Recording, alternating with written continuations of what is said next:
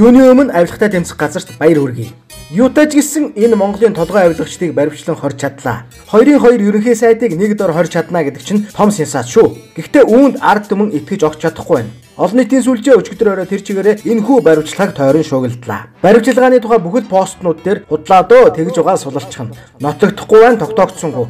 Эсвэл хүнд өвчтөд тус суллуу гэж гаргачихна. Удалгүй бүр цагаадаад насаараа жаргах үзэгчлэнгийн комментуудаар пэг дүүрчээ. Энэ бол ард түмэн хуулийн байгууллагуудад итгэл алдарсныг харуулж байгаа юм. Нээрээс тэгээд гаргачих ч юм уу цагаатгаад өнгөрөх магадлал тун өндөр. Юу ч гэсэн харж л бай. Одоо араас нь хөлсний бичээч нар ажилд оржээ. Сайхан бэлэг амдыгаа ганцаар ангин орхихгүй тулд Америкаас ирсэн байна.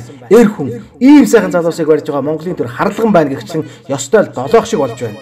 Царайлаг нуруулгууд бол хулгай айж хүүхэн хүчиндэж эх орноо зарж ард түмэн тусгаар тогтлоосоо урж болно л гэж хэлээд байгаа шүү дээ. За тавчхандаа хөлсний бохор бичээчдийг стоцвол олон нийтийн сүлжээ тэр аяараа авилгаж хулгайчдыг баривчилсныг хоёр гараа өргөд дэмжиж байна. Араас нь элбэгдорж болоод түүний баг, инх сайхан, янтаашир, номтой хоёр, концессийн гэрээний 3 гэгчлэн улсын мөнгийг өрж зурчуулагчдыг бүгдийг нь барьж хорихтой гэгчлэн санал бодлоо илэрхийлцгээжээ. Энэ бол олон түмний хүлээлт. Харин дээрх баримтлагууд эрх баригчдын ээлжит залуу эсвэл шудрагаас наашилж байна уу гэдгийг цаг хугацаа харуулна.